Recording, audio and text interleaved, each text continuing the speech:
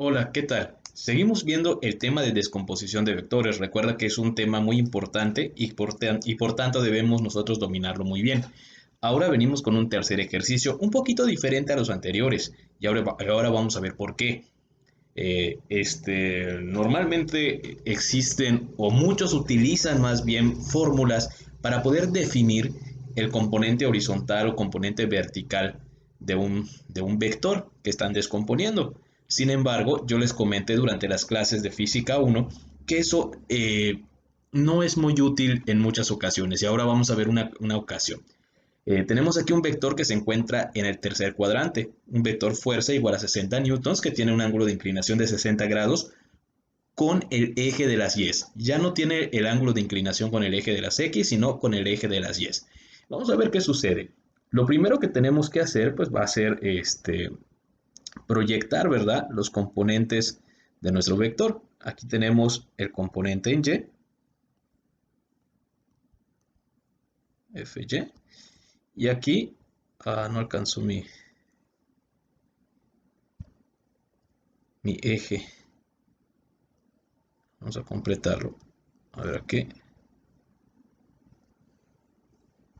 Aquí tenemos a nuestro componente en X. Tenemos a nuestro fx. Ok. Para formar nuestro triángulo rectángulo podemos hacer la proyección del vector X aquí, ¿verdad? Y ya formamos nuestro triángulo rectángulo. Aquí tenemos nuestro ángulo de 90 grados. Muy bien. Vamos a trabajar ahorita con el ángulo de 60 grados. Si voy a calcular el valor de mi componente horizontal fx,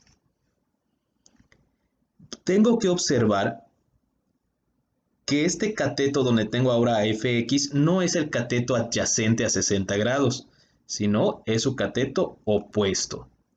¿Qué función trigonométrica tengo que utilizar si es cateto opuesto? Bueno, tengo que utilizar el seno del ángulo. Seno de 60 grados es igual a mi cateto opuesto, que es fx,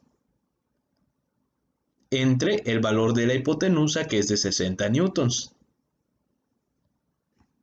¿Ok? Ahora, este 60 newtons lo tengo que pasar al otro lado y va a pasar multiplicando.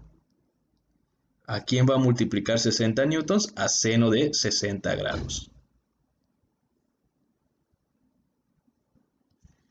Y fácilmente en mi calculadora calculo seno de 60 grados multiplicado por 60 newtons y voy a tener que mi componente fx va a valer 51.96 newtons, ¿ok? Está redondeado.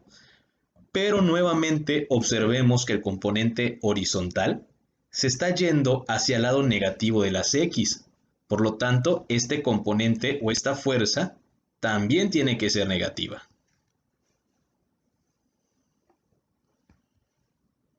Vamos a cambiar el colorcito para el componente vertical. Muy bien. Vamos a buscar ahora el valor del componente vertical FY. En este momento, FY viene siendo el cateto adyacente al ángulo de 60 grados, porque este cateto o este lado está formando el ángulo de 60 con la hipotenusa.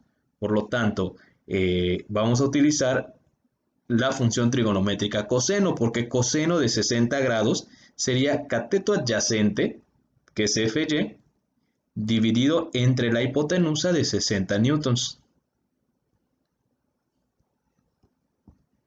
Lo que hacemos ahora es despejar FY pasando 60 newtons a multiplicar al otro lado, que en este caso estaría multiplicando a coseno de 60 grados. ¿Qué vamos a hacer ahora? Bueno, en la calculadora ponemos coseno de 60 grados multiplicado por 60 newtons. Perdón, iba a poner 60. Nos va a dar 30 newtons. Ahora veamos que el componente en Y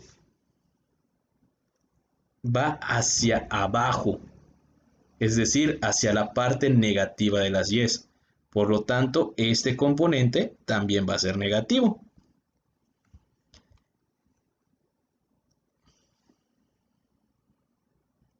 ¿Qué voy a hacer ahora? Bueno, mi gráfica, ¿verdad? Una nueva gráfica donde ya no voy a tener a mi vector resultante f, sino voy a tener a sus componentes fx y fy. En este caso, fx me dice que es negativo. Por lo tanto, fx se va a la parte negativa de las x. Siempre debemos interpretar lo que nos dice el signo de nuestros resultados, ¿ok? Porque en física lo que me está diciendo un signo negativo, en el caso de los vectores, es que está yendo a la parte negativa de alguno de los ejes. Como el caso de nuestro peso, ¿no? Nuestro peso es una fuerza que va hacia abajo. Por lo tanto, nuestro peso siempre va a ser negativo.